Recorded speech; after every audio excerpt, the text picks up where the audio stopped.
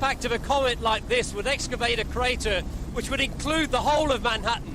Everything we can see here would just disappear, along with some miles of depth of rock underneath. Lumps of rock the size of these skyscrapers would start raining down upon Washington 30 or 40 seconds later. Chicago would get similar-sized rocks 2 or 3 minutes after that. Los Angeles and San Francisco another 5 minutes later.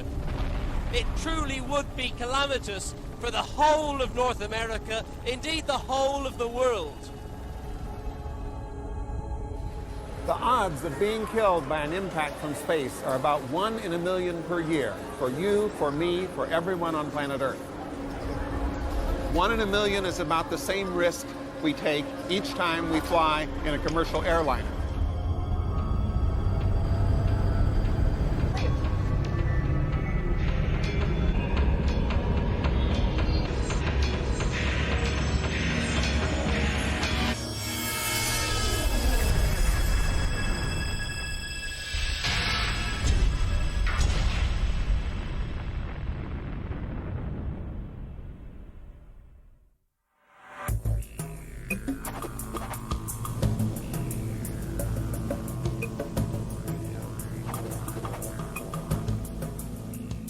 Eugene and Carolyn Shoemaker, cosmic detectives.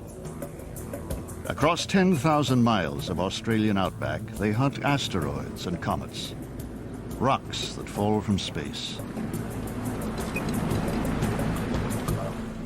It's big, 1.5 miles across, 6 miles around, and over 1,000 feet high. However, it's not made of the same things that asteroids and comets are made of. It's made of sandstone, the kind of rock we find on Earth. But it does give us an idea of the scale of our problem.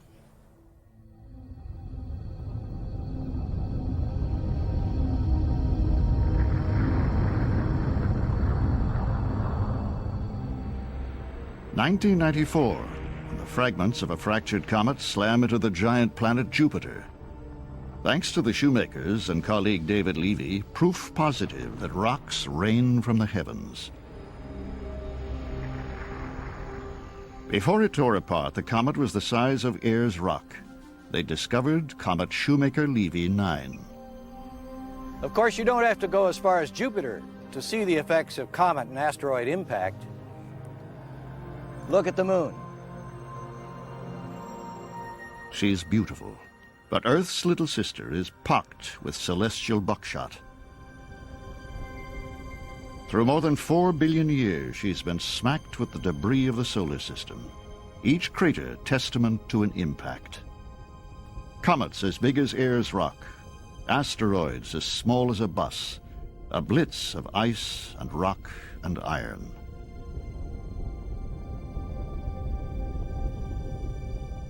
Yet not so long ago, these craters were thought the product of volcanic upheavals. Although the moon's interior is now believed inert, it was molten in early times, the root of the misunderstanding. So, 4 billion years ago, when a projectile hit the moon, it gouged a crater that eventually filled with magma from beneath. Gene Shoemaker spent years convincing fellow scientists that such craters are not volcanic plugs, but impact sites. Well, of course, the moon is a prime example of impact craters because it preserves this record going back over 4 billion years. But as we went to the other planets, particularly as we went to Mercury and to Mars, and then to the moons of the gas giant planets, we found that they too had a beautiful record of impact because they have very ancient surfaces. Tiny Mercury, most pitted of all the planets, airless and geologically inactive. A pristine record stretching back 4.5 billion years. The moons of Jupiter are the most pocked in the solar system. Such is the pulling power of the giant planet. There's Callisto, battered and holed. And Ganymede, sitting in the firing line as comets are sucked toward Jupiter itself. Jupiter is the most massive of all the planets, and it has a very strong perturbing effect on the orbits of the comets that come in from the outer fringes of the solar system. As a comet hurtles past the outer planets, Jupiter may be all that stands between us and it. A comet headed for Earth could well be diverted or consumed by Jupiter, swept from harm's way.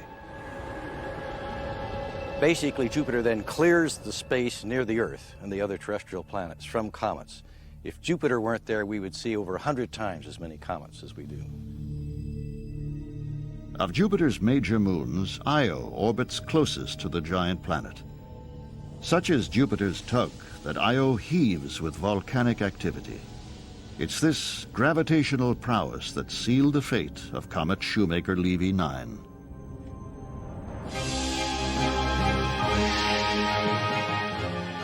The forces that ripped apart the comet are manifest in our earthly oceans.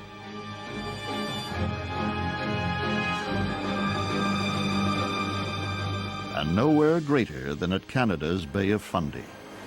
What you're looking at right now is one of the most dramatic examples of tidal flow, tidal pull in the solar system. Twice a day, a tidal flow equal to every river on Earth surges into the bay and back again. A beached ship, 6 hours later, floats from its mooring. A tidal rise of over 60 feet, and due to the gravitational tug of our moon. The pull that Jupiter had on Shoemaker-Levy 9 was almost 200 times what you're seeing right now. And as a result of that enormous stress, that little comet split apart into 21 pieces. Shoemaker-Levy 9 simply passed too close to Jupiter. But in doing so, it changed the course of astronomical history. The discovery of comet Shoemaker-Levy 9 was really kind of a watershed in the understanding and acceptance of the reality that big things do fall out of the sky. The discovery is on a cloudy night. Levy and the Shoemakers consider saving money by shooting on damaged film. I looked at Jean looked at Carolyn, we all looked up at the sky, and Jean said, "Let's do it." We ran upstairs. The very next picture that I took using those bad films was the first of the 2 discovery films of comet Shoemaker-Levy 9. Fogged film, a cloudy sky, and the strangest looking comet. But these photos are no trick of light. And they certainly did look horrible. And those pictures have been shown more than all the other photographs I've taken in my life put together. At the Spacewatch telescope in Arizona, Jim Scotty is asked to confirm the discovery. I almost didn't recognize his voice. And I said, "Jim, are you okay?" And Jim said, "David, the sound you just heard is me lifting my jaw off the floor." And I said, "Do we have a comet?" And he said, "Boy, do you have a comet." A trail of comet fragments, a string of pearls that gradually pulls apart as the world watches. What we knew that night was that we had stumbled on a real unicorn in the astronomical zoo. We really didn't know where it was. We knew it was about 4 degrees in the sky away from Jupiter, but we didn't know how close it was to Jupiter. And then the news that Shoemaker-Levy is to collide with Jupiter. We were just staring at each other, really not knowing what to say. And finally, Gene just shook his head and said, "I don't believe this. In our lifetimes, we're going to see an impact." Like cosmic impresarios, Levy and the Shoemakers lift the curtain on the astronomical show of the century. It was extraordinarily fortunate that we discovered this comet 14 months ahead of the impact, so it gave the whole astronomical community lots of time to get ready, and that's what really paid off. Every telescope focuses on Jupiter. It's the week of the impacts, and these are the real pictures. In infrared, lower left, the plume of an impact.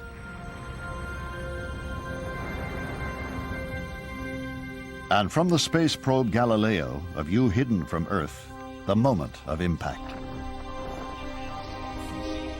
In Earth orbit, the Hubble Space Telescope caught the comet fragments before impact and after impact. This scar is bigger than the Earth and lasts almost a year. Shoemaker-Levy 9 was not the astronomer's comet. It was the people's comet. It was the comet that had the entire population of the world watching as it hit Jupiter and wondering, what if it had hit here?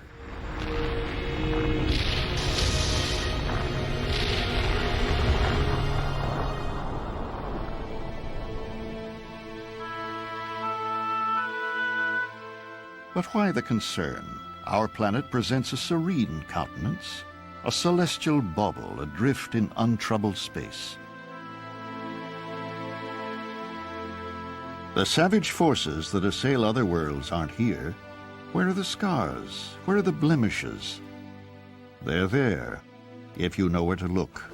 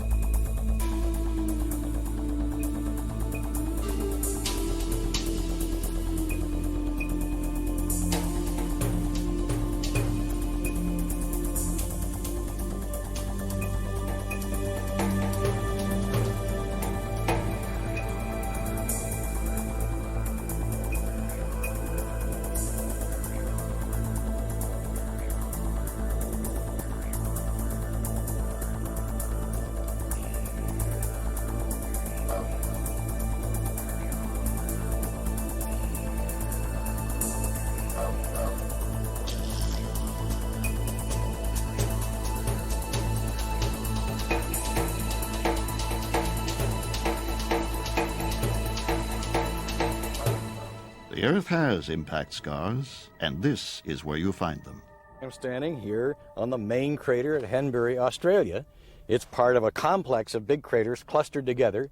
There are actually 9 other craters as part of the strewn field here that was formed by a meteorite coming in from over there, breaking up before it hit the ground. Now, in slow motion, imagine this object coming in and about perhaps 10 miles uprange. The pressure on the meteorite is getting so great and it's being crushed by its own inertia against the shock wave in the atmosphere that it's breaking apart.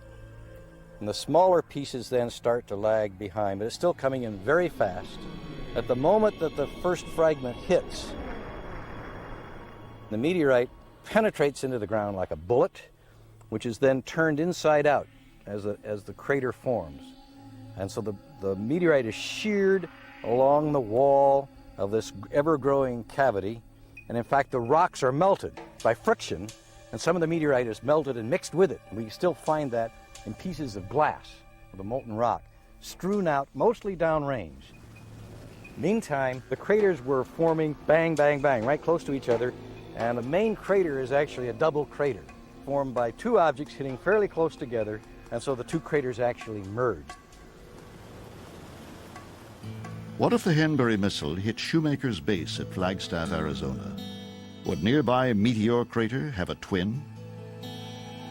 If this missile were to come in over Flagstaff and land, the main crater being formed right in the heart of downtown, it would utterly take out the center of the town of Flagstaff.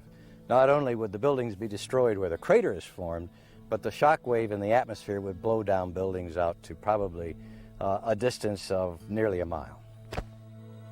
The Henbury craters were formed some 3,500 years ago. The Earth, 4.5 billion years earlier.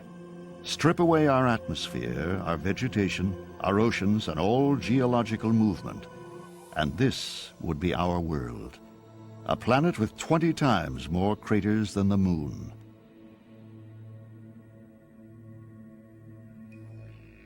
And as Gene Shoemaker warns, we're due lots more projectiles and many more craters.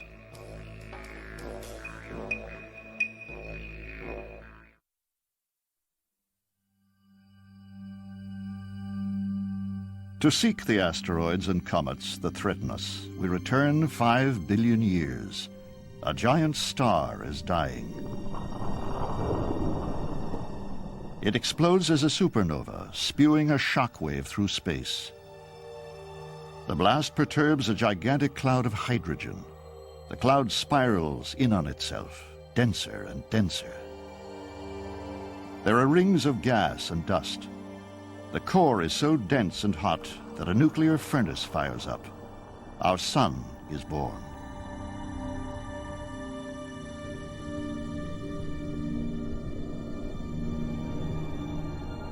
Thus begins our solar system, this empire of the sun. Mercury, its closest subject, condenses from a ring. So too the other rocky planets, Venus, Earth,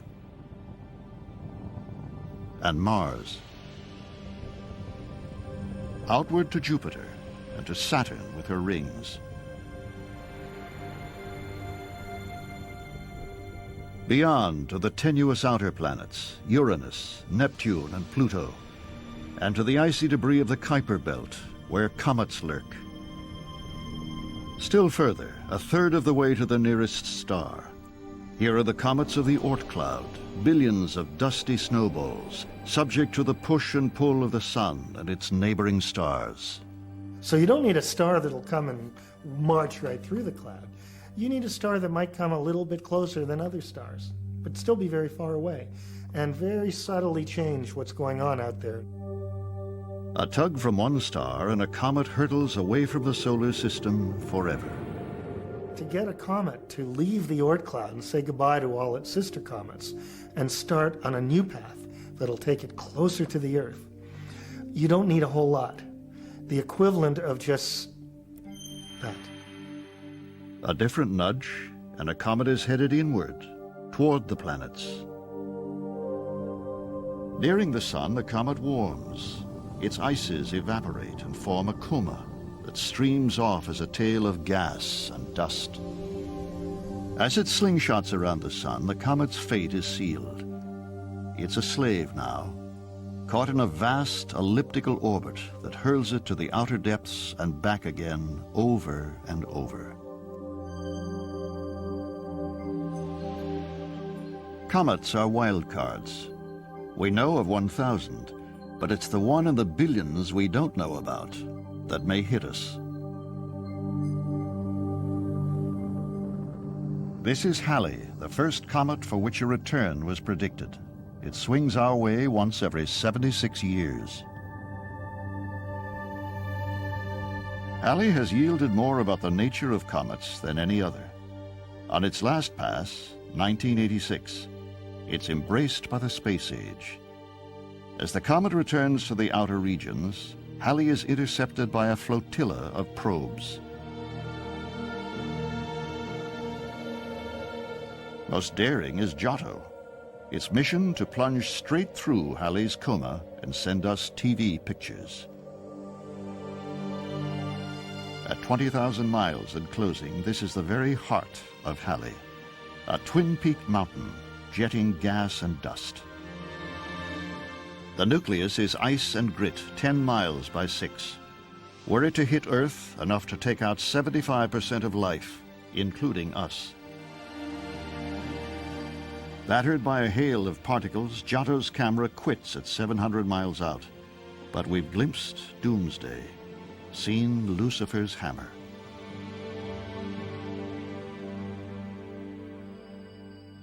But Lucifer has another hammer. Between Mars and Jupiter swarm the rocks of the asteroid belt.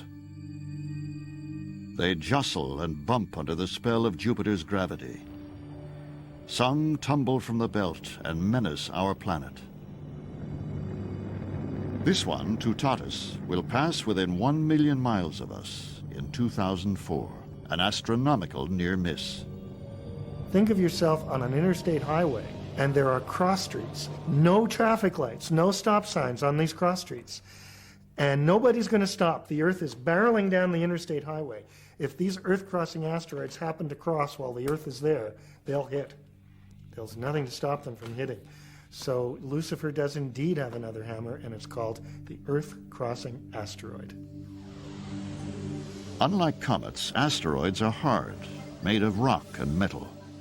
At any moment, there are 200 asteroids crossing the orbit of Earth.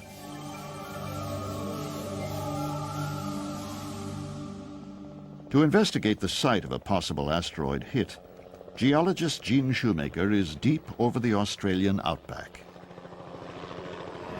This is a crater I've been hoping to get to for a dozen years. Now with this trip, we're going to see it. I'm pretty confident when we get in there and look at it hard, we'll be 100% sure it's an impact site. My bet is that this is the crater formed maybe 1 billion years ago by an iron meteorite.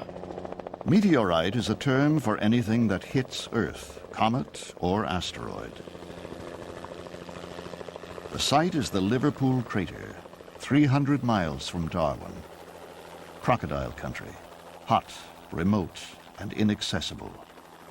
Till today, no scientist has confirmed the crater's origin, volcanic or an impact from space. Gene and Carolyn Shoemaker have a special permit to visit, for this is Aborigine territory, and the couple must take a guide.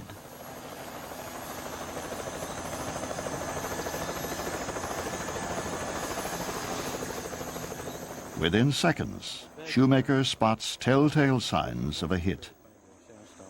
Let's go ahead and take a look. The crater is 1.5 miles wide. The projectile was probably about 100 meters across, about the length of a football field. As they climb the crater rim, a picture emerges of the asteroid that streaked from space. I like this crater especially because it is an example of a simple bowl-shaped crater which has now been eroded down at a level of about 100 to 200 meters below the level we see at Meteor Crater, Arizona. And so it gives me a snapshot of the geology that's below the level of exposure I can see at the younger crater, and I can see what's happening deeper down. Meteor Crater is a mere 50,000 years old. Liverpool, the Shoemaker's new confirmation, is at least 1 billion. They fly out just ahead of a bushfire. Australian craters are best and safest sought from the air. Over my shoulder here, we see the central uplift of Kiley West, a very ancient crater which has been eroded down to a stub. Australia's greatest crater, Gosse's Bluff, 14 miles wide and 140 million years old. Tiny Wolf Creek, one of the youngest and best preserved in the outback. With its sparse vegetation and geological stability, Australia is a crater hunter's paradise. Gene and Carolyn Shoemaker spend 3 months a year here, sleeping under the stars, fixing punctures, finding impact sites. They've 24 craters to their name and 2 more to report. Hello, Tom. Go ahead. Shoemaker is calling astronaut Tom Jones his eye in the sky. He wants Jones to photograph the Liverpool crater from Earth orbit. I have a couple of hours carved out in the weeks remaining. Jones is preparing for a space shuttle mission that passes over the site. But Shoemaker has a second, more important picture request. We have good news from our side. It's a very remote site in Western Australia, but by golly, it's an impact structure. It's about 18 kilometers across. Maybe some imaging from space will help to bring this thing out. It was completely missed in the reconnaissance geologic mapping, but let me give you the coordinates of the center of the structure. It's 23 degrees, 59 minutes south, and about 121 degrees, 34 minutes east. The Shoemakers believe they found a big structure in the little sandy desert of Western Australia. Tom Jones is looking for a 12-mile crater, so eroded and sand-filled that only magnetic equipment and the Shoemakers' field examinations suggest it's there at all. His picture shows a barely discernible structure, but to the expert eye, it's a crater. Jones has delivered. I see the value that I can provide is to link up with the field investigators like the Shoemakers and my other colleagues who actually do field work on impact sites and try to find out what would help them in their studies. The shuttle has another means of detecting buried craters, radar. By beaming signals to Earth and listening for echoes, it reveals hidden geological structure. Structure like this, buried in soil, sand, and sea on Mexico's Yucatan Peninsula. The shuttle confirms Yucatan as the site of a gigantic impact.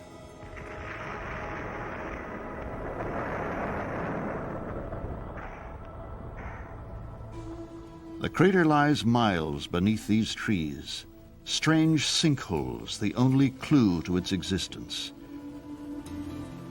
But this impact killed the dinosaurs and spawned the rise of human civilization.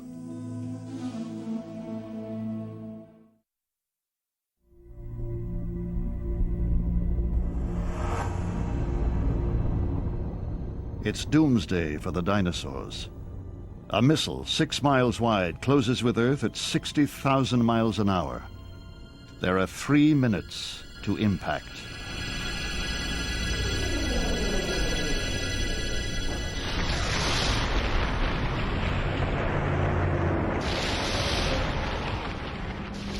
The thwack equals 75 million megatons of TNT. Without sunlight or food, creatures that survive the blast perish in the cosmic winter that ensues.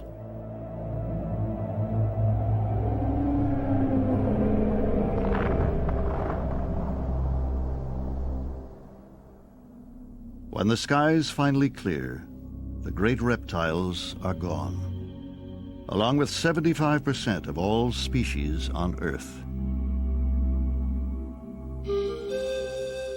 65 million years later, like a monument to that devastating event, there arises on the impact site one of the world's great civilizations, the Maya. They construct temples and observatories, and they build near water, for this area of Mexico's Yucatan Peninsula is riddled with deep natural wells. Cenotes, as they're called, are vital to Mayan prosperity. For modern Mexicans, they're an escape from the heat. For scientists investigating the death of the dinosaurs, they're a clue. This cenote is one of an arc dotted across Yucatan and thought to mark the southern rim of a monstrous crater. Canadian Alan Hildebrand first confirmed the crater. Chicxulub, as it's known, is his magnificent obsession. The cenotes below are the edge of an impact site he believes stretches 100 miles into the Gulf of Mexico. What we really need to understand is how the particular impact here killed things. We have a pretty fair guess of how often we're hit with something that'll make a 10-kilometer crater, or a 20-kilometer crater, or a 50-kilometer crater. The question is, which one of these will have globally catastrophic effects? Worldwide, there are no dinosaur prints, no fossils after the Chicxulub blast. Gravity maps suggest a massive depression at the northwest tip of the Yucatan Peninsula. But equally, it might be the crater of an extinct volcano. When Hildebrand measured Chicxulub, he was looking for gravity anomalies, areas of strata less dense than those surrounding, an indication of infilling. Chicxulub had it in buckets. But before he put science on its heels, Hildebrand needed physical evidence. He laid hands on core samples, drilled from the depths of the suspected crater. These rocks showed that the breccias at the top were full of shock metamorphosed materials, and the melt rocks underneath were indeed melt rocks and not volcanic rock. So the gravity plus that effectively, for me, made it very clear this had to be a crater. But not for others. A rival American scientist questions Hildebrand's methods. I was critical of the case that Hildebrand and his colleagues presented for it being an impact crater. Specifically, he brought forth some photographic evidence that was indicative of a quartz grain that had been shocked in the impact process. But to confirm an impact, the researcher must carefully measure the orientation of planes that run through the quartz. He did not do that until well after We challenged him on that. In fact, we were the first ones to publish on the shock deformation at Chicxulub, and to my way of thinking, the first ones to confirm that this was indeed an impact crater.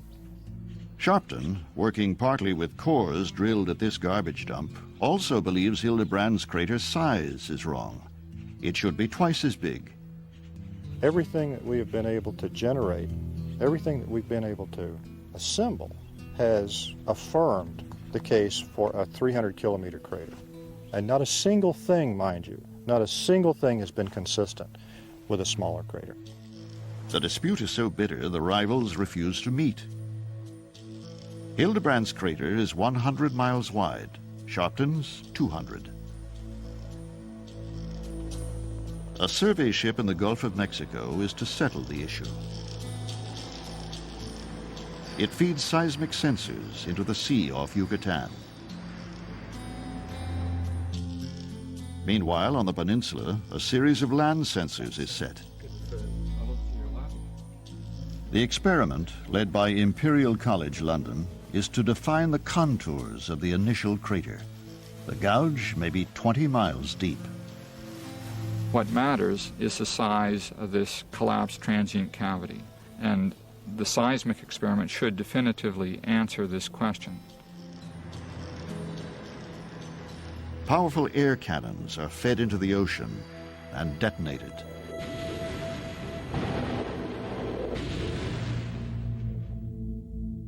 They work like this. The shock waves of the explosions bounce off the solid lining of the buried crater and are picked up by the sound sensors as echoes. If we're right, if Chicxulub is 300 kilometers in diameter, and it was the event that caused the extinction at the Cretaceous-Tertiary boundary, then I think we can sleep perhaps a little bit easier at night, because it suggests that it really takes a huge, extremely rare event to upset the biological apple cart. The day of reckoning is at hand, big or very big. What size is the Chicxulub crater? What does it take for a mass extinction? The seismic data yields a tantalizing answer. The next one's the north-south, and then finally the east-west. First results indicate it's about 150 miles wide, midway between the rival estimates. Scientists reckon craters this size are blasted every 100 million years. So the dinosaurs may have been just the latest in a series of cosmic wipeouts. When should we expect the next? At New York University, Mike Rampino firmly believes in periodic catastrophes. The mass extinction at the end of the Permian period, 250 million years ago, that's the big one. 95% of the species on the planet died out. Reptiles, mammal-like reptiles, life in the sea, plants on land, 95% disappeared. It appears quite suddenly. Where's the crater? Where's the smoking gun? The most likely candidate so far is a large gravity anomaly just to the west of the Falkland Islands. The geophysical signature is very much like what one sees at Chicxulub. It's perfectly circular, it's large, it means there's a big hole there filled in with younger deposits. Isolated in the South Atlantic, the Falklands are rich in sheep, fish, and newly discovered oil deposits. Test drilling is underway, and Rampino is chasing core samples. Now the question is, can we get the information to tell whether this really is the impact crater from the biggest mass extinction of all?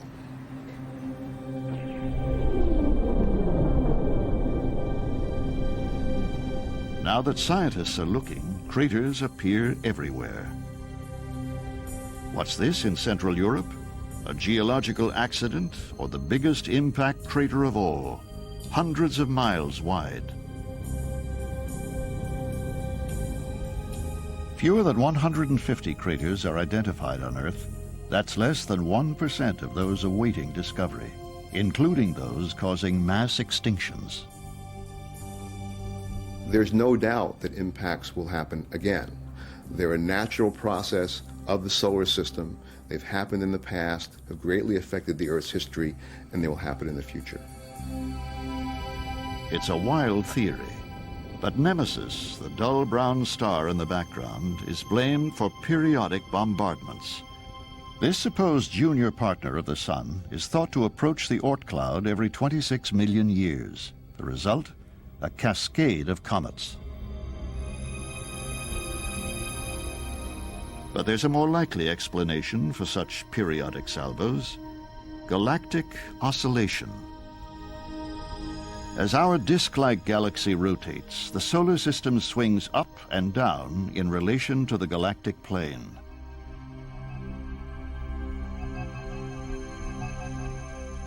It's possible this variation in gravitational relationships unsettles the Oort cloud.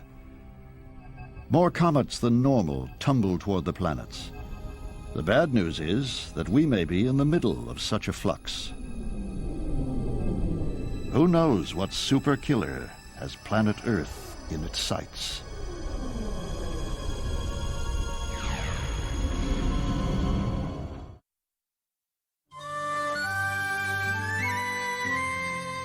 Armagh, Ireland. The observatory where astronomers have peered at the heavens for more than 2 centuries.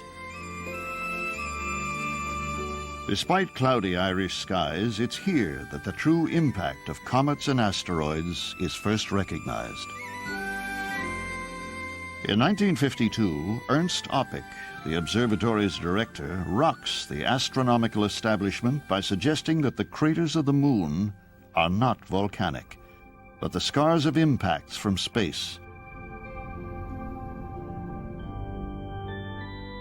This city of astronomy is the ancient home of Irish religion. It has 2 cathedrals. One, dedicated to St. Patrick, is the seat of the Catholic Primate of Ireland. The other, also dedicated to Patrick, is the seat of the Protestant Archbishop of Ireland. 2 persuasions, 1 patron. Patrick, the missionary who came to Ireland at the start of the Dark Ages and lit the light of Christianity. But his conversion of the Irish may have been easy. According to archaeologist Mike Bailey, people were already captivated by images of fire and brimstone, visions in the sky. It might well have been comparatively straightforward to Christianize a country like Ireland, because the imagery was very much the imagery of the Old Testament.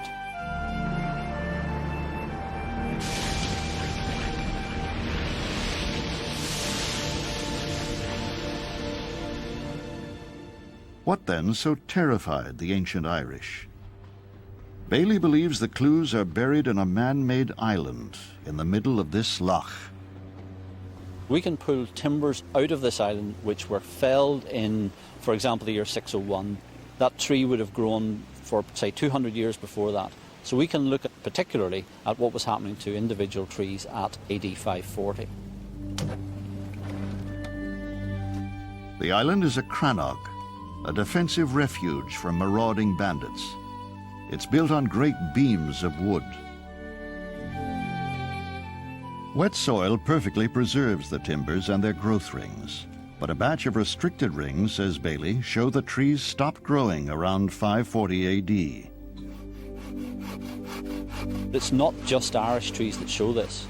It shows up in trees from the north of Scandinavia, it shows up in oaks across Europe, it shows up in foxtail pines and bristlecone pines from Western America. So this is a very widespread reduction, and therefore some sort of catastrophic environmental event took place at 540 AD. If volcanoes spewing sulfur were the event, a dust layer would show in ancient ice. The problem is that in recent ice cores, that layer has not been found, so that there is now no good evidence at all for a volcano anywhere around 536 to 540. Now, if it wasn't a volcano, the next most likely cause is some sort of cometary bombardment event. So did a fusillade of hits and a cosmic winter cause these restricted growth rings? The implication has to be drawn that these celestial events actually caused the Dark Ages, because the Dark Ages start around 540 AD. If one goes to the ancient literature of the time, there are reports of the sky being dark, the sun only shining for 4 hours a day, and this lasting for a year to 18 months. All consistent with the aftermath of an impact. Patrick, a patron saint of Ireland, one of his letters, he specifically mentions a journey that he made by boat from Ireland, and he travelled 3 days and ended up in a land where they walked for 28 days without meeting a living soul, which is clearly a reference to a wasteland.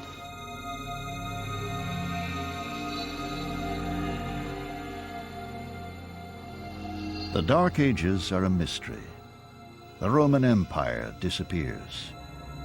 Records cease. Civilization makes no progress. A world enfeebled.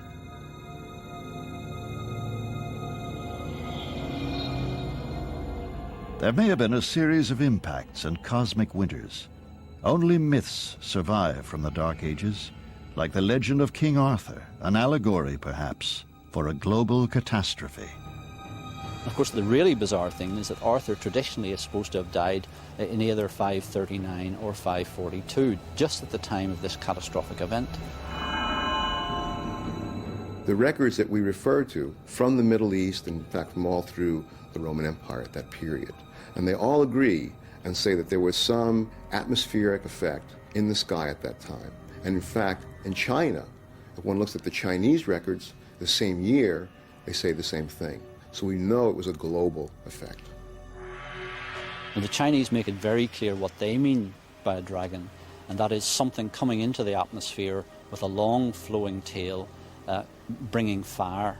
So it looks as though people round the world, they were using the term dragon, but what they were actually describing were incoming bolides, things exploding in the atmosphere.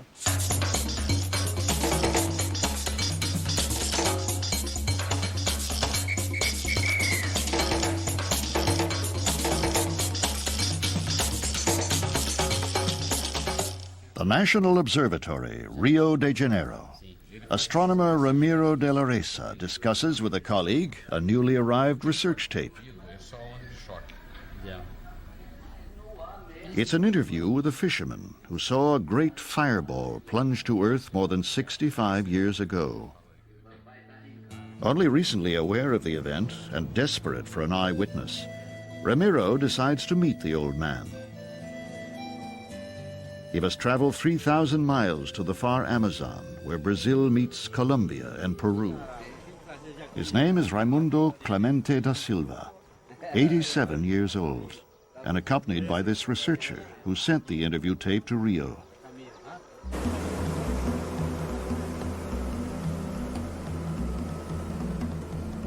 Upriver again to the spot where Raimundo was fishing on August 13th, 1930. But how reliable is his memory after 6.5 decades? Did the river really tremble that fateful day?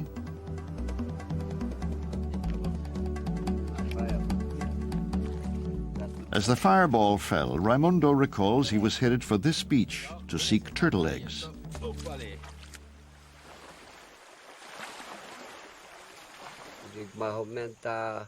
Astronomer Ramiro is pleased. The old man is illiterate, his recollection uncontaminated by written reports. He tells how the sky brightened and a fireball like a brilliant blue planet streaked earthward. A thunderclap followed. The missile came in at an angle that took it beneath the moon. It was like a planet, he mentioned it several times. The blue color, that means high temperature, and the direction of the falling body in comparison to the moon will give us an indication of the astronomical origin of the body. Also, the tremendous noise that he heard. That will suggest us an impact on the Earth, and this is supported by the fact that even though he was on a boat, he felt the sensation and he saw the tremors of the water around him. Undoubtedly, something hit the rainforest that day. Not far from the Old Man's Beach, Ramiro has identified a crater-like structure. He's to lead an expedition there. Now, these traces from a seismic station in Bolivia show a mysterious disturbance that exactly coincides with the date of the sightings. 45 tons of cosmic debris hits the Earth each day.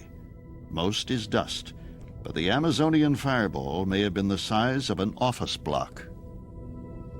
That's big enough to take out all Manhattan. But imagine that projectile is 6 miles wide, as big as the one that slew the dinosaurs. It's headed our way at 60,000 miles an hour. Doomsday. The Lord is going to give you a sign. There's going to be blood on the moon. And 3 days later, the Lord is going to destroy Manhattan. And the great earthquake of Revelation goes throughout the land. Don't be in any high-rise building. Don't be near any water, because the Lord is going to destroy this country.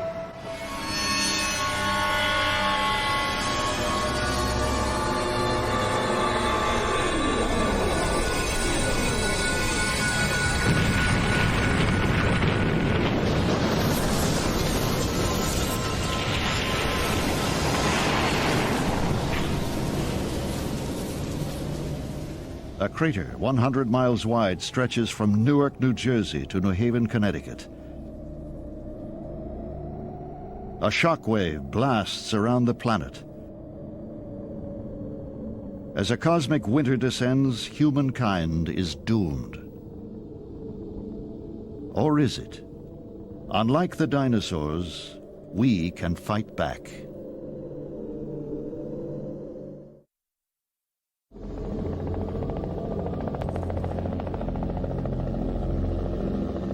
From ground zero, the anatomy of an impact. Everything we can see here would just disappear, along with some miles of depth of rock underneath.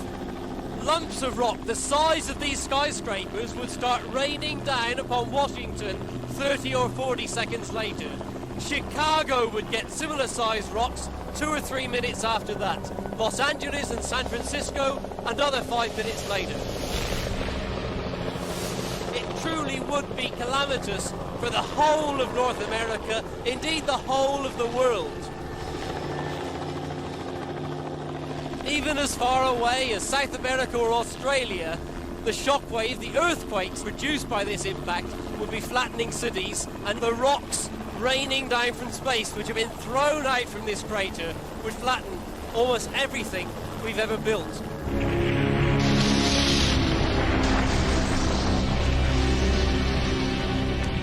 What the shockwave doesn't get, the Holocaust does.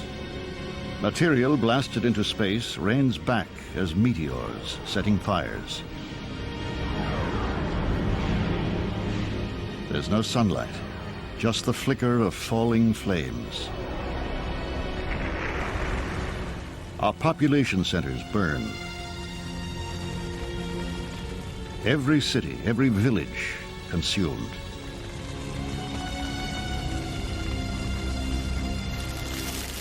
Worse still, our food is gone.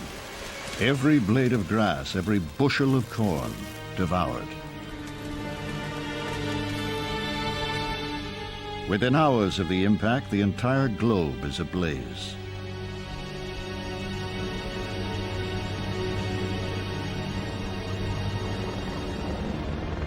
There would be no hiding place from a cataclysm such as this.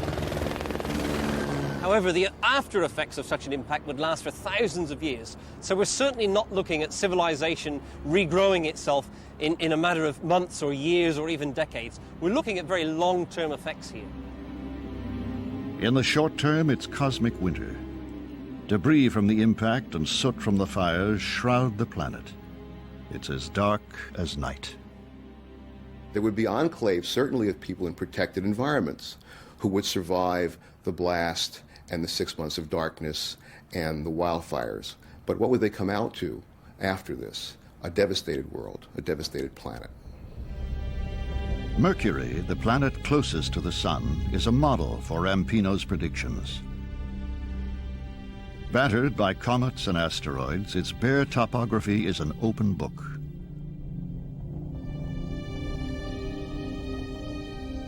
The great crater here is the Calorus Basin, the scar of an impact so massive its shockwave distorted the opposite side of the planet.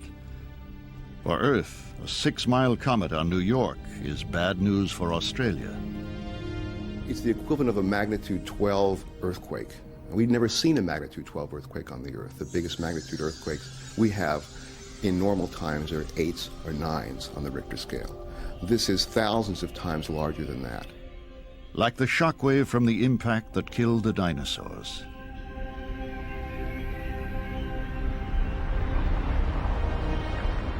That was 65 million years ago, and it shook the Earth to the core.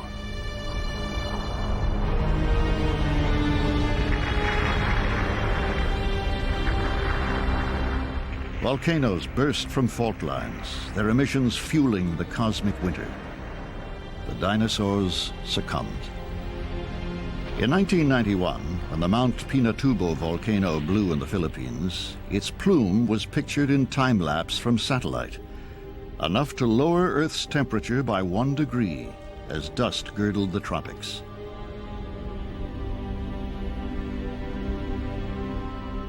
If one volcano can do that, imagine the effect of thousands. The New York impactor is a replica of the comet that dispatched the dinosaurs. The aftermath is the same. It would be so dark, you wouldn't be able to see your hand in front of your face. So that means no photosynthesis, no plant activity, no food. It means cold climate because you lose the sunlight. It means really severe climate conditions. I mean, what more do you need to have an ecological disaster that would kill off most of the species on the planet? As cosmic winter yields to a barren spring, there are winners and losers. What wouldn't survive? Large animals, animals that need a lot of fresh food, that are in the open, exposed, animals with small breeding populations. We'd certainly lose all the large mammal fauna of the world. And we lose the human race. Those of us who survive the impact expire in the cold and famine that follow. Like the dinosaurs, we give way to a more humble form of life. It's like the meek inheriting the earth. The small organisms, the hardy organisms, the one that produce a lot of offspring, very prolific, like insects, like cockroaches.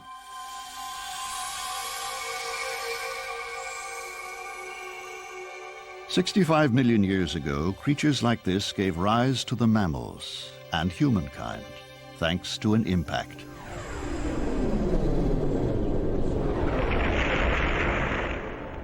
This is the most exciting thing happening in the geological sciences. It's really a revolution in our way of looking at the Earth. Because impacts for a long time, in fact even today, are being ignored or played down as their possible role in Earth history.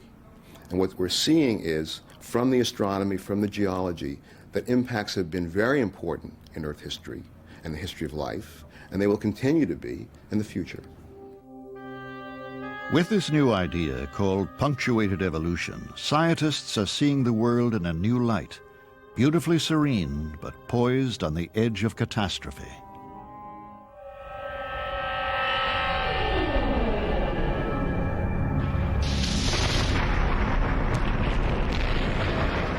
We know of nobody who's been killed by being hit by a comet or asteroid.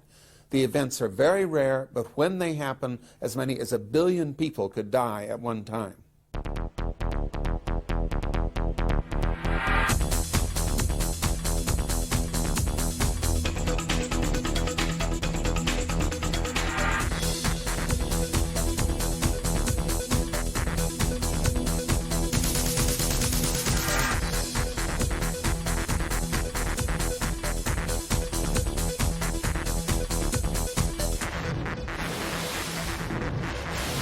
The odds of dying as a result of an impact are about 1 in a million per year. That's just about the same as the odds of dying in one round-trip commercial air flight, or the same as the odds of dying in one fairly long automobile trip.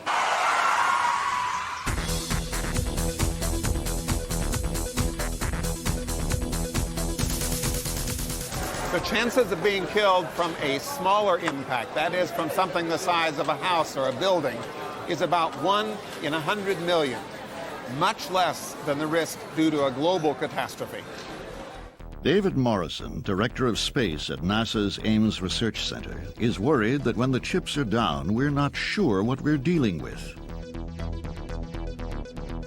If we were looking, if we knew whether one was coming, we wouldn't have to talk about statistics at all.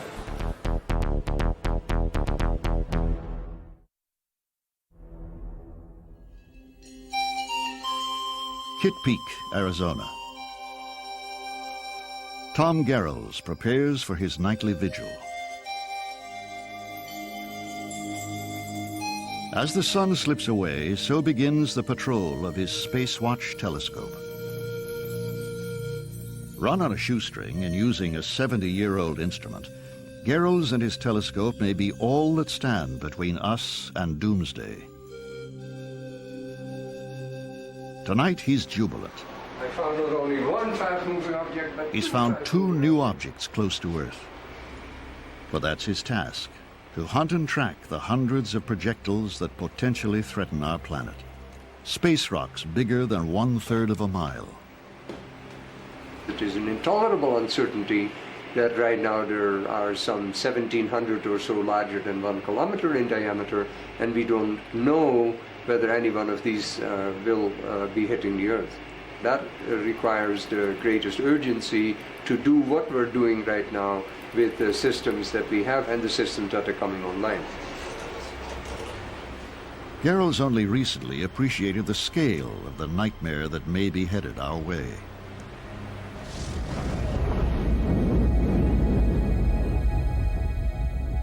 The impact of an asteroid just 2/3 of a mile wide would have the destructive power of 1 million Hiroshima bombs. One Hiroshima destroyed a city. 1,000,000 times the energy used at Hiroshima. That reality, that acceptance of it and understanding the horror of this event, that occurred to me only a few years ago.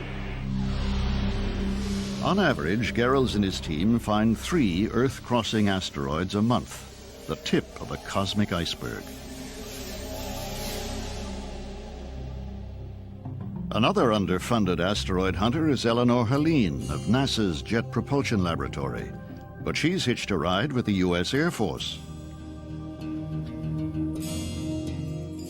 High on Haleakala, Hawaii's House of the Sun, the U.S. Air Force operates this counter-espionage telescope.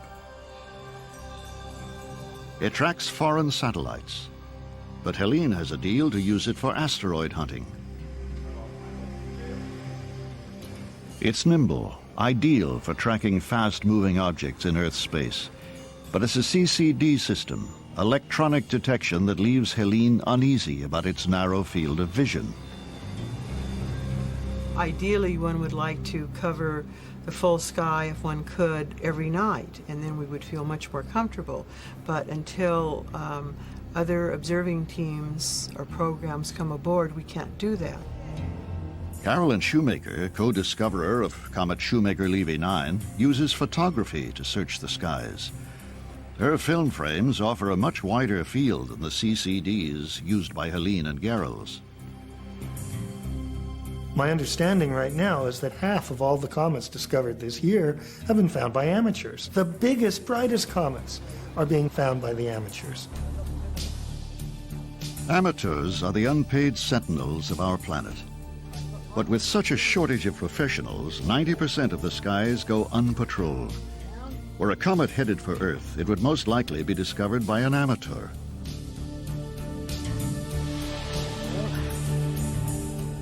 It worries Brian Marsden. Comets always move, and if you look at one for an hour, it should move. Marsden is the world's cosmic cop. He validates reports of comets and asteroids. It's great that amateurs are doing this. What is pathetic is that the professionals are not doing it. Amateurs can find comets generally when they're near the sun, so that if they did discover a comet on a collision course, we wouldn't have very much notice. We would like to have the discovery made a lot earlier, when it's further away, it's fainter, and there the amateur would not be able to do it anyway. So this is where the professionals should really be doing their job. Who would have spotted this one? A 300-foot missile about to explode in the atmosphere.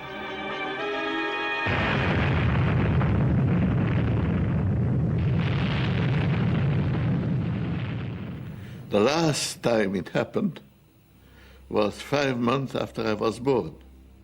June 30th, 1908, Ground Zero. When expeditions reach this place, it's a scene from the apocalypse. 1,000 square miles of forest, flattened. The blast is at Tunguska, Siberia. It's equal to 1,000 Hiroshima bombs. As far as we know, no one is killed, so inhospitable is the region. If the same thing had happened over New York City, it would have been the major disaster. A comet fragment caused the Tunguska air blast. It vaporized 9 miles up, flattening all below. That night, a ghostly glow lit the skies of Europe and North Asia like perpetual twilight. One possible explanation for that would be sunlight being scattered off a collapsed plume, a plume very similar to the ones that were seen on Jupiter after the impact there. Like the Jupiter plumes that followed the multiple impacts of comet Shoemaker-Levy 9, an earthly plume would hit our satellites. There would be atmospheric drag on the satellite, where normally there would be no drag at all because the satellite is in space. So the satellite would slow down and would actually re-enter the Earth's atmosphere. Telecommunications companies are going more and more to constellations of satellites, very many satellites in very low orbits. And it's those satellites that would be the most vulnerable from a plume such as this. In 1947, Siberia is hit again at Sokote-Alin. An iron projectile detonates in the atmosphere, peppering over 1 square mile with cosmic cannonballs.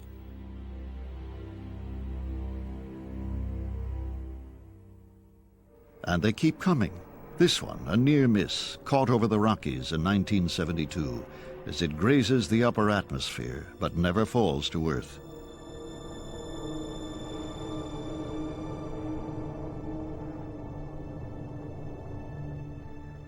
A fireball over Florida.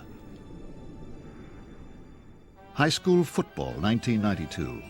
But it's not the game they're watching. The same missile from another game.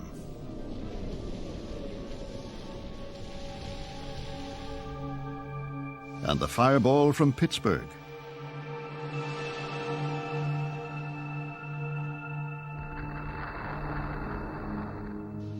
They keep coming.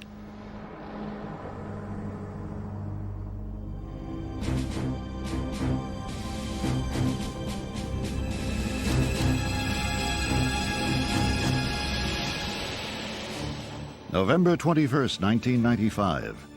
In the small hours of the morning, a blast over Peterson Air Force Base. Doors shake, windows rattle at this, the headquarters of the U.S. military space program. Inside, personnel frantically try to determine the source of the explosion. Outside, the citizens of Colorado Springs are shell-shocked. It was about this size. While I was lying there, I heard this tremendous boom that shook the windows. Suddenly, the sky had lit up as though the sun came out. I didn't have a clue as to what it was that I was seeing. Scary. I thought I saw a comet. Remarkably, a surveillance camera and mic captured the explosion. The energy released at that time was probably like a small Hiroshima.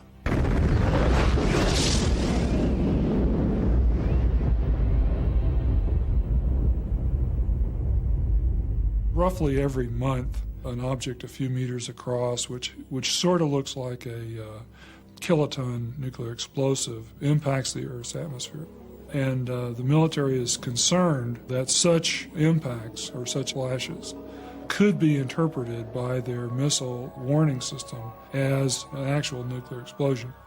For example, during the war in the Gulf, there was a very bright flash over Micronesia, which, had the Earth been rotated another 8 hours, would have appeared like a nuclear explosion over the Middle East, which could have been interpreted as the introduction of nuclear weapons there.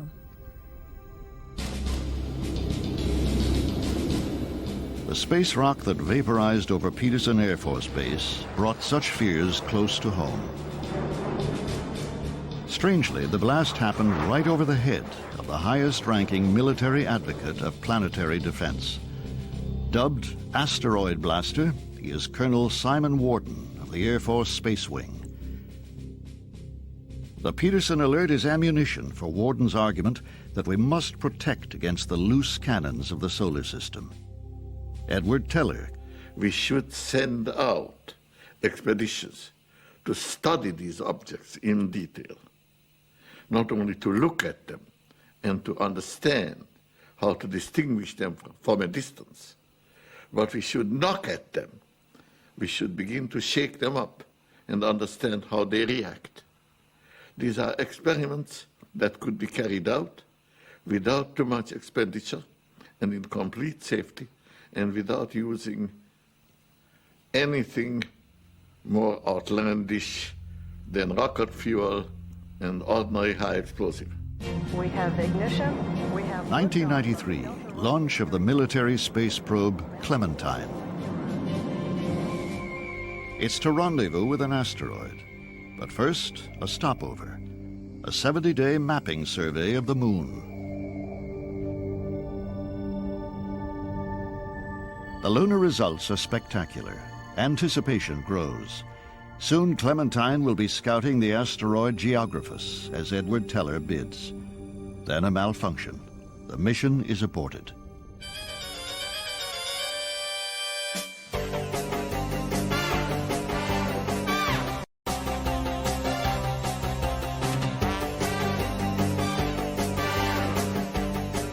You don't see nobody in the office. You just see people go in uniform, and that's it. Whatever's going in there is totally secret.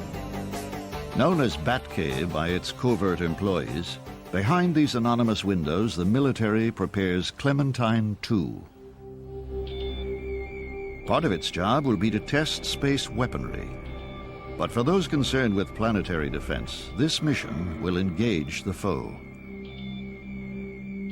By darting an asteroid, Clementine 2 will start to get on terms, to understand its makeup, to learn how a killer rock might be diverted from our planet.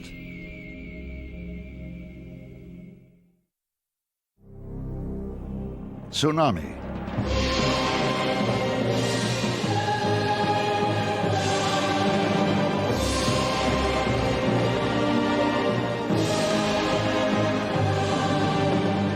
A space rock hits the Pacific, and a wall of water roars toward Australia.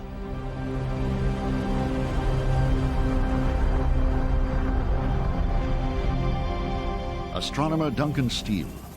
If a missile like that was to hit the Pacific, it would generate a tsunami, a tidal wave, which would wipe out the whole of Sydney. The bridge, the Opera House, the whole of the populated region, right the way up to the Blue Mountains, 30 miles inland.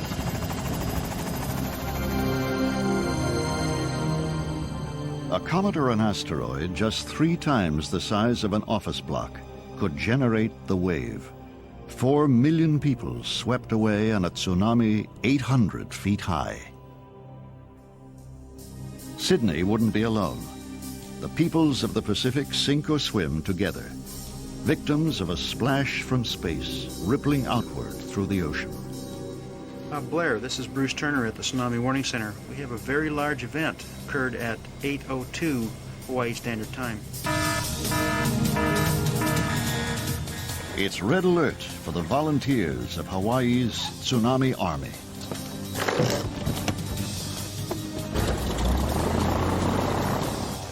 Since World War II, earthquake-induced tsunamis have killed over 200 Hawaiians. an impact tsunami would be catastrophic. This is a tsunami alert. This is a tsunami alert. Clear the beaches. Head for higher ground. The bright cities of the Pacific Rim boast some of the wealthiest shorelines on Earth, key economic centers, luxury development. In terms of tsunami hazard, this real estate is the worst insurance risk in the world.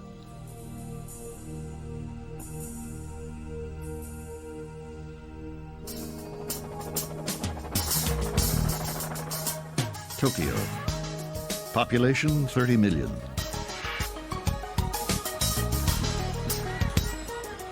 The biggest and busiest metropolis of all. In a nation so plagued by earthquakes, it's no coincidence that the Japanese give us the word and teach us to fear: tsunami. As it lives with earthquakes, Japan takes earthquake-induced tsunamis in its stride. But from high in the Tokyo Tower, Shin Yabushita, professor of applied mathematics at Kyoto University, counts the cost of the big one. He's troubled. Tokyo goes about its business oblivious. Should even a modest asteroid hit the Pacific, a monumental tsunami would wipe out this economic dynamo. There is 1% of possibility of such an asteroid hitting somewhere in the Pacific next century. And he knows the price. I would say that the damage would be $1,000 billion. And this, I think, is a rather modest estimate. As the wave advances, it will destroy these buildings, and perhaps some of the very well-built buildings may stand the waves, but those things which are in the buildings, they will be destroyed. The systems, the computers, the data that drive the world's corporate giants washed away. The consequences for Japan and the global economy, says Yabushita, are incalculable, quite apart from a tragic loss of life. We should be worried about an asteroid with a diameter 200 meters, which is, say, 3 times as big as the building you see over there. That kind of an asteroid will hit the Earth once in every 4,000 years or so. Now, the Pacific Ocean occupies about 30% of the surface of the Earth. So it means that such an asteroid would hit somewhere in the Pacific once in every 10,000 years. And I think the government should take this problem very seriously. But successive Japanese governments ignore the problem. Each day, $2 billion is traded on the Tokyo Stock Exchange. A fraction of this would fund research to predict a tsunami disaster induced by an impact from space. Insurance-wise, it's a good insurance and a good investment to spend, say, $40 million for the next 10 years. And I think compared with the government budget of Japan, this is a very, very minor fraction. This is the 1% chance feared by Yabushita.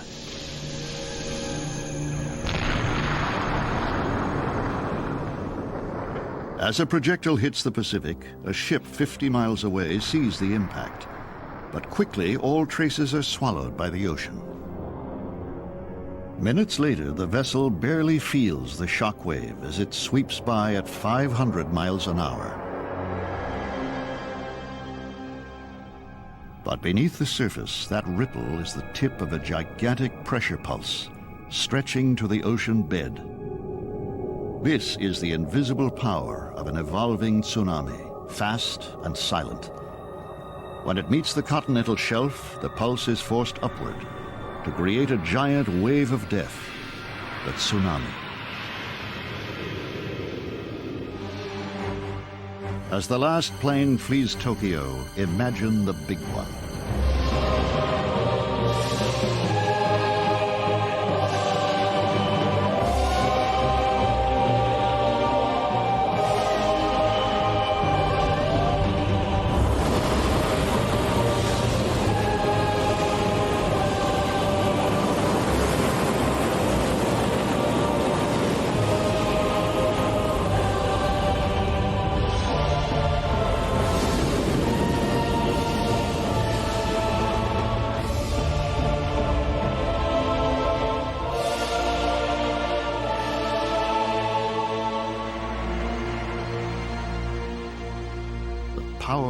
tsunamis. Wreakers of havoc. The aftermath of a tsunami that left Hawaii with 150 dead in 1946.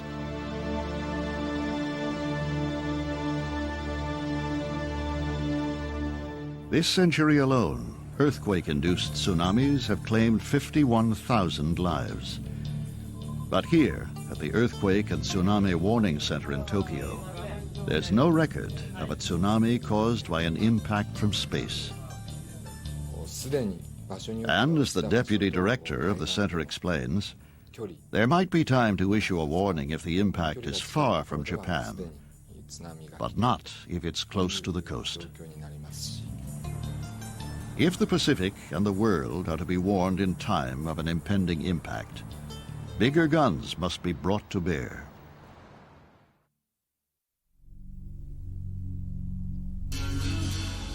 Los Alamos, New Mexico, birthplace of the atomic bomb. Here, in 1992, gathered almost 100 of the world's top military scientists and planetary astronomers. In secret conclave, they discussed how to protect Earth against annihilation from space. Nuclear physicist Greg Canavan, who chaired the conference, recalls passionate debate. We know that the comets and asteroids are out there. We know that they strike the Earth from time to time. What you don't know is whether that impact will be in 60 million. The scientists considered two main issues: how to locate and track potential impactors, and once found, how to intercept them. More knowledge. Laser beam. And lots more knowledge. But the rocket itself. Are they stony? Are they metallic? Or are they like comets? Pulverization. From blasting asteroids with nuclear warheads to just thinking good thoughts, every idea was encouraged. Do a few calculations. Go to Congress and say, would you give us enough money just to look out there and see what's there? Among the participants was Edward Teller, father of the hydrogen bomb. Surprisingly, he doesn't favor the nuclear option. What then could we use in the face of a 6-mile projectile headed for Earth?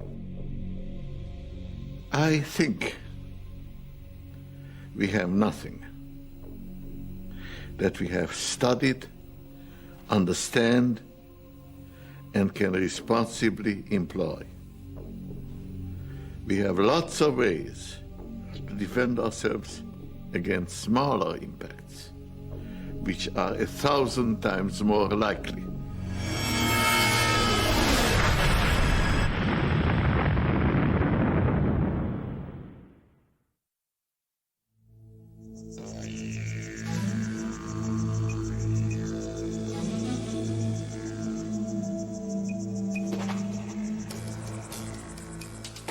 Australia. The quest of Eugene Shoemaker continues. Geologist and comet hunter, Shoemaker is preoccupied with another concern: planetary defense, the need to convince governments that the threat of impacts from space is real and that money must be spent searching the skies. Shoemaker heads for Uluru, the mysterious monolith of the outback, better known as Ayers Rock.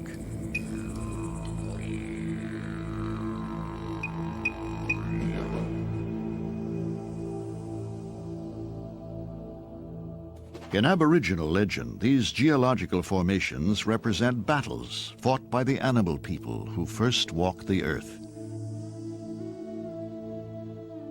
Uluru sits at the heart of Dreamtime, the mythical universe where Earth is the realm of the living, space the realm of the dead.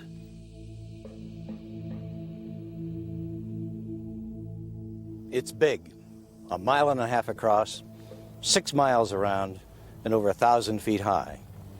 However, it's not made of the same things that asteroids and comets are made of. It's made of sandstone, the kind of rock we find on Earth. But it does give us an idea of the scale of our problem.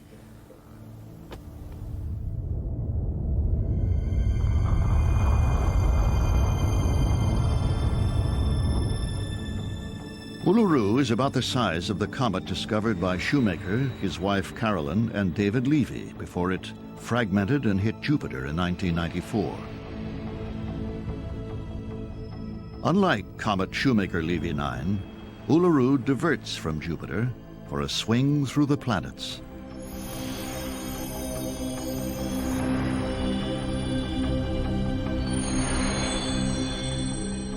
Some 1,000 comets are known to careen within the solar system, and more than 200 asteroids are logged as Earth crossers.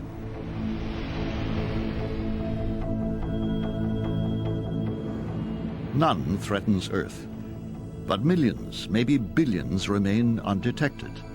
And if one hits, it won't be a soft landing. If an object that size hit the Earth, you wouldn't see a rock standing there. You'd see a crater 20 miles across. The Shoemaker-Levy Jupiter hits briefly impacted political thinking. Within a month, Congress orders NASA to find and track every Earth crosser out there. Today, the space agency allocates just $1 million to hunt impactors. $1 million out of the NASA budget is totally in the noise. It's a very tiny amount. And some of us think that it would be appropriate to go at a little higher level, say about $3 or $4 million a year, would get us there sooner. To push cosmic surveillance, Shoemaker co-proposed SpaceGuard, an alliance of observatories, one in Australia. SpaceGuard is basically a United States effort, but a group of us have gotten together and formed the SpaceGuard Foundation, that's headquarters in Rome, with the idea of encouraging worldwide participation. No sooner had the Australian telescope come on stream than its surveillance funding was cancelled. Pleas to the British and Australian governments who operate the telescope went unheeded, despite the eminence of one signatory. Duncan Steele ran SpaceGuard Australia. He now has no telescope and no job. The skies of the southern hemisphere go unpatrolled for killer projectiles. Steele says the cost of skywatching is minimal, set against the potential catastrophe. Now, if you do the sums for the United States, the annual expectancy of loss in terms of doing something in an actuarial basis is around about $1 billion per year. Nevertheless, the amount which needs to be spent in order to tackle the problem is much, much less than that. In fact, around about 1/10 of that. And so it really doesn't make any economic sense not to carry out this sort of program to actually track all of these objects and determine whether there is one which is due to hit us soon. In principle, we could go and find all of the bullets that would be hazardous to humanity as a whole. That could be done. It's a doable job, and with appropriate level of effort, it could be done in 10 or 20 years. The total effort that we, the citizens of planet Earth, are putting into scanning the sky for potentially dangerous comets and asteroids is less than the staffing of one McDonald's restaurant. A handful of people. A handful of sentinels to watch skies buzzing with eccentric comets and Earth-crossing asteroids. The work has far to go. For every projectile plotted here, 20 or more are yet to be discovered, each one a possible doomsday. Now suppose an object like that really is headed for collision with the Earth. What do we do about it?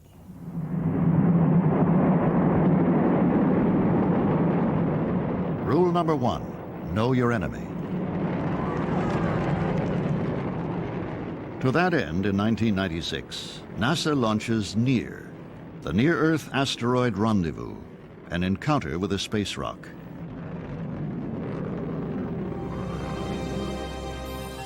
Harnessing the slingshot effect of Earth's gravity, NEAR is on a 3-year voyage to intercept Eros, a 22-mile asteroid, nearly 4 times the size of the comet thought to have killed the dinosaurs.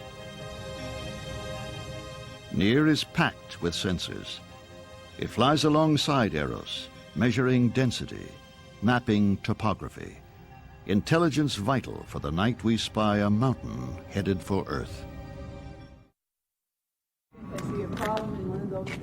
So, armed with the facts, it's time to choose weapons. In New Mexico, the preference is for mirrors. Here at Sandia National Laboratories, Star Wars technology was developed to destroy incoming nuclear missiles. Now that the Cold War is over, can these same technologies refocus on a missile from space? A parabolic mirror the size of Yankee Stadium. The idea is to concentrate reflected sunlight on an Earth-threatening projectile and scorch it off course. There are advocates of powerful laser beams,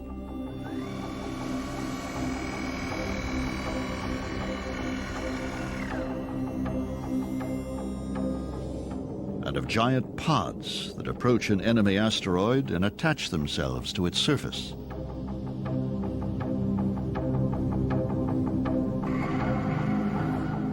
Once secure, they release super sails that catch the solar wind and tow the intruder away.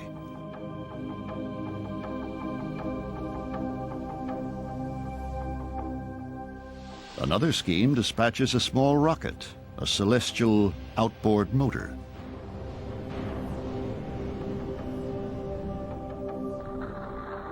It shunts the object to a safer course. Tony Zuppero rejected these schemes at the Los Alamos brainstorm on planetary defense. Another that missed the target was the mass driver. It moves an impactor by bailing dirt. We needed these things that were going to scoop and throw. A bucket per second, full, at faster than the speed of sound, going for a year without breaking. Nobody there to fix it. This is crazy. Zuppero is a ballistics physicist, but his own scheme of deflecting an impactor sounds crazier still. The way I do it is to hit it with a ball of dust. Now, it turns out if I can hit it with a ball of dust about the size of a football field, then this comet thing will get nudged out of the way, and all of us will watch the thing going by from Earth, and it will be scary because we will certainly all see it, but it will miss. Zuppero takes a generator from a nuclear submarine and attaches it to a lightweight steam rocket. This he launches toward a benign comet to pick up fuel and ammunition. Comets have water ice and dust in abundance. One bladder fills with water, the fuel, the other with dust, the ammunition. That steam rocket will push 1 million tons of dust into an orbit that intersects the bad thing. The bladder of dust is released into the path of an Earth-threatening missile. Speeding in at 40 miles a second, the intruder is disrupted and diverted. Buzz Aldrin, the second guy on the moon, he and I talk about this, and he says this is fanciful. It's fanciful because it won't be there in time for Buzz Aldrin to get on the rocket, but it's science fiction to those fourth graders I talked to.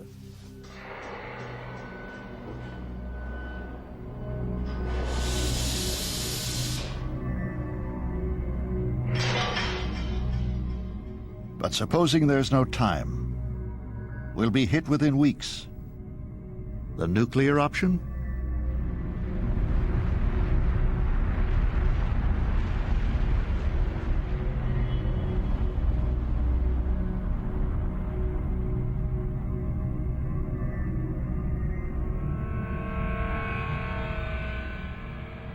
Crude, simple, a last resort. A direct strike, and let's hope for the best. The nuclear explosive is the only thing we have, and probably will be the only thing we have for perhaps 20 or 30 years. The alternative to pulverization is a standoff explosion. The nuclear warhead detonates before it hits the object and blasts it off course. Now, the bombs will work just fine, except I'm scared. Okay, I mean, I don't like the idea of launching half as many bombs as we had in the Cold War all at once from somebody's launch site. I hope it's nowhere near me. The possibility of nuclear explosives being lifted off by rockets, it makes my skin crawl, but that's what we have. The greatest threat to the survival of humanity comes from impacts, at least the greatest threat we know of. On the scale of hundreds of millions of years, we must learn to defend ourselves from these impacts.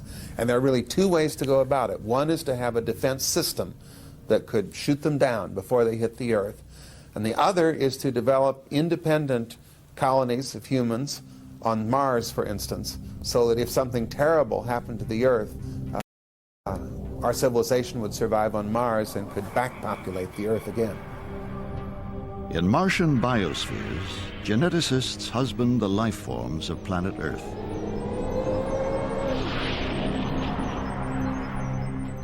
After the apocalypse, they return to our barren world with eggs and seeds and the precious stock of humankind.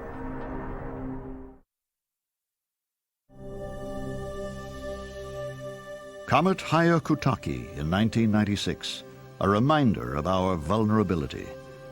2 miles wide, it swept in with only 2 months' notice. Hyakutake missed Earth by just 10 million miles.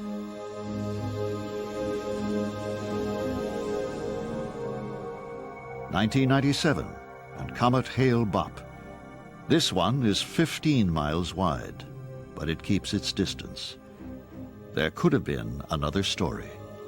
I moved Hale-Bopp's orbit around, just changed one angle, it's fairly easy to do, and put a hypothetical Hale-Bopp on an impact trajectory with the Earth. It takes the slightest nudge. Using software that predicted the Shoemaker-Levy 9 impacts on Jupiter, CHOTUS calculates the time and place of Hale-Bopp's collision with Earth, but with just 6 months' notice.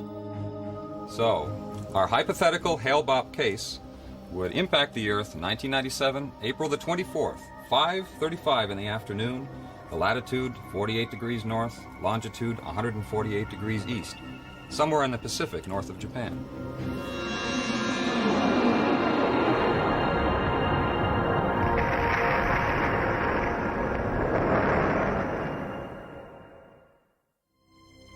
Tom Garrels at Kitt Peak. Can he give us the time we need? Glo Helene at NASA. Even if she can, what could we do? If we should have only a year or 18 months warning on a 10-mile comet headed for the Earth, something that could produce a mass extinction, we do not have any idea how we could avoid that. That is still the nightmare scenario.